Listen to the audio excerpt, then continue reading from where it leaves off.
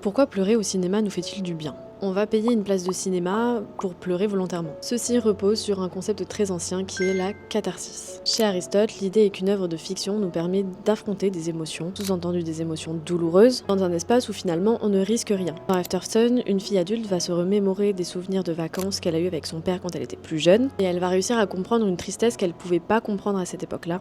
Ça va forcément nous renvoyer un peu à nos propres parents et tout ce qu'on n'avait pas compris d'eux quand on était enfant. Dans Manchester by the Sea, la catharsis vient presque de l'absence de guérison. Le film va refuser qu'un deuil doit forcément être surmonté.